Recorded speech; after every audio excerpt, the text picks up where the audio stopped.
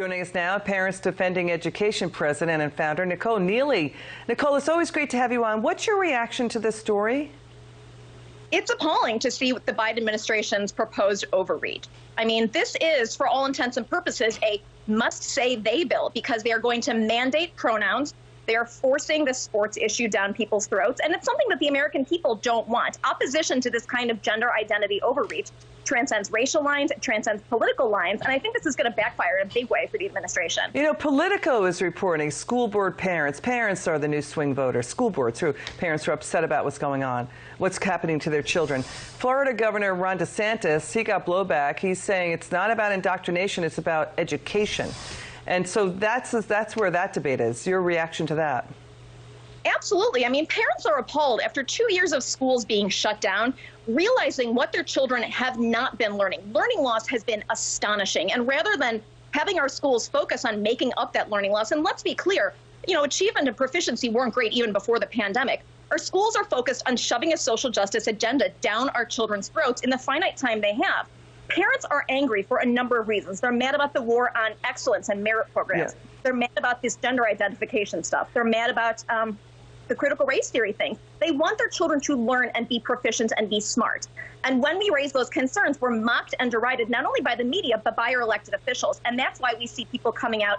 And I think we're going to see a lot of people voting specifically on this issue in November. You know, we've looked through the medical journals, too, and there's concerns about the fallout for children, right? When you start talking about heavy-duty subjects and they're not ready for it, about race and things like privilege, you know, the children get anxious. They get plagued by guilt. Girls are really sensitive, small girls. They're sensitive to how identity affects their social status and their academic fortunes. Children don't have the maturity and self-confidence to process all of this. Let's watch HBO's Bill Maher. Watch. We're literally experimenting on children. If kids knew what they wanted to be at age 8, the world would be filled with cowboys and princesses. I wanted to be a pirate. Thank God nobody took me seriously and scheduled me for eye removal and peg leg surgery. Okay, that's pretty funny. Your reaction? Yeah, I mean, you know, children are depressed, of course. You know, our schools were shut down for 2 years, and then when they reopened, they were told that they were bad people based on immutable characteristics like skin color and sex. So it's no wonder that children are sad. I'm not clear why administrators want to rip our children's innocence away.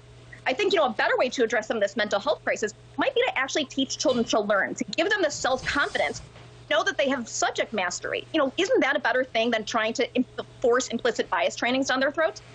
Yeah, it seems like something that's more appropriate for college, right? And these, you know, in elementary school or even high school, they're not ready for it. I mean, you get into the debate about the history, right? Learn about the history so you don't repeat the bad stuff again. But that's really, it just feels like it's a matter of not focusing on where children are in their lives. Final word. Right. I mean, children, you know, their frontal cortexes are not developed. And so to put really heavy, depressing, sad subject matter into children's heads, like you said, that can't fully process it, I think, you know, it's immoral and it could be unconstitutional. Nicole Neily, come back soon. It's always great to have you on.